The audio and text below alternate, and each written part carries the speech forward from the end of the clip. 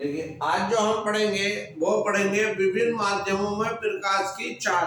आज के जो टॉपिक हम स्टार्ट करने जा रहे हैं बहुत इम्पोर्टेंट टॉपिक है और जितने भी इम्पोर्टेंट पॉइंट है वो इस लेक्चर में हम कवर करेंगे कि किस माध्यम में प्रकाश की चाल कितनी होती है।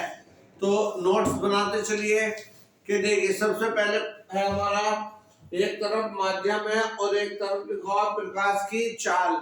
जो प्रकाश की चाल है वो किसमें होगी, मीटर प्रति सेकंड में। इम्पोर्टेंट पॉइंट है, यहाँ से कई क्वेश्चन आपके एग्जाम में आए हैं। देखिए सबसे पहला है जैसे निर्वात। निर्वात में प्रकाश की चाल कितनी होती है। तो जो निर्वात है, निर्वात में प्रकाश की चाल होती है 3 गुणा 10 की पावर 8। कितनी होती है निर्वात में प्रकाश की चाल, 3 गुणा 10 की पावर 8 होती है। अगला देखिए कांच।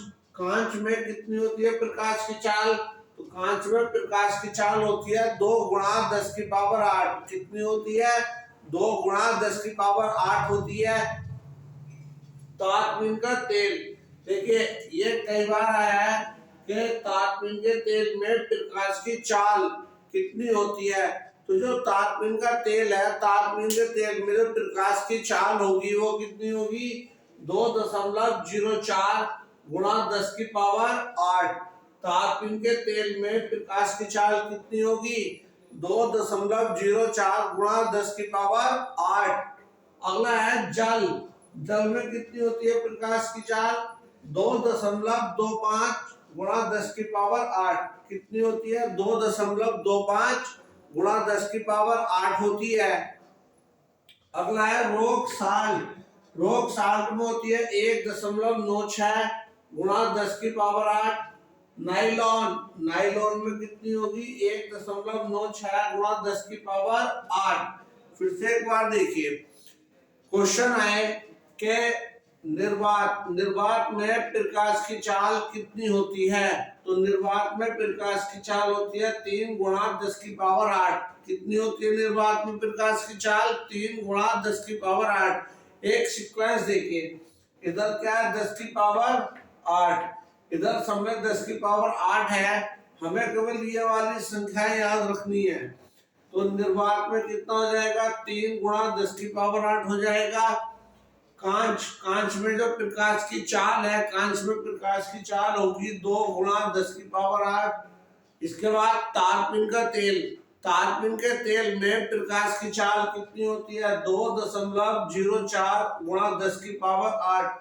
देखिए अभी जो एग्जाम हुए हैं और जो होने वाले हैं ना रेलवे के एग्जाम, उनमें यहीं से क्वेश्चन उठाते हैं साइंस में कि बताइए, क्वेश्चन इजी होगा लेकिन याद नहीं रहती है संख्याएं। तो तारपीन के तेल में 2.04 गुणा 10 की पावर 8। अगला है जल। जल में जो प्रकाश की चाल होगी वो कितनी होगी, तो जल में होगी 2.25 गुणा 10 की पावर 8। अब देखिए रॉक साल्ट और नाइलॉन। रॉक साल्ट और नाइलॉन में जो प्रकाश की चाल होती है वो कितनी होती है, 1.96 गुणा 10 की पावर 8। इसके बाद देखिए आप वायु, नोट पॉइंट में जो लिखे हैं, वायु व निर्वात में प्रकाश की चाल सबसे अधिक 3 गुणा 10 की पावर 8 मीटर प्रति सेकंड होती है। तो सबसे अधिक जो प्रकाश की चाल होगी, तो सबसे अधिक प्रकाश की चाल होती है वायु व निर्वात में। वायु व निर्वात में प्रकाश की चाल कितनी होगी, तो 3 गुणा 10 की पावर 8 मीटर प्रति सेकंड, जो कि सबसे अधिक होती है। अगला है प्रकाश के वेग की गणना सबसे पहले किसने की थी।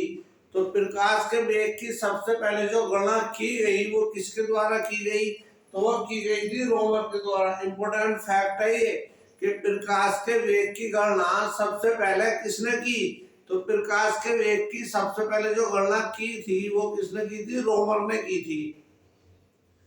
अगला है इंपॉर्टेंट पॉइंट है ये भी कि प्रकाश की चाल माध्यम के अपवर्तनांक पर निर्भर करता है। देखिए प्रकाश की जो चाल है वो माध्यम के अपवर्तनांक या म्यू पर निर्भर करता है। क्या बोलते हैं इसको, म्यू पर निर्भर करता है। जिस माध्यम का अपवर्तनांक जितना अधिक होता है, जिस माध्यम का अपवर्तनांक जितना अधिक होता है उसमें प्रकाश की चाल उतनी ही कम होती है। तो ध्यान रखना, जिस माध्यम में प्रकाश का अपवर्तनांक जितना अधिक होगा तो उस माध्यम में प्रकाश की चाल उतनी क्या होगी, कम होगी। अगला पॉइंट ये आता है कि सूर्य का प्रकाश पृथ्वी तक कितने समय में आता है। सूर्य का प्रकाश पृथ्वी पर औसतन कितने समय में आता है। तो औसतन जो समय है सूर्य के प्रकाश का पृथ्वी पे आने में, तो कितना टाइम लगता है, 8 मिनट 16.6 सेकंड। कितना लगता है, 8 मिनट 16.6 सेकंड। ये औसतन समय है सूर्य के प्रकाश को पृथ्वी तक आने में जो समय लगता है औसतन। अगला है जो चंद्रमा का प्रकाश है, चंद्रमा का प्रकाश पृथ्वी पर कितने समय में पहुंचता है। तो जो चंद्रमा का प्रकाश है वो पृथ्वी पर औसतन कितने समय में पहुंचता है, तो पहुंचता है 1.28 सेकंड में। कितने समय में पहुंचता है, 1.28 सेकंड में पहुंचता है।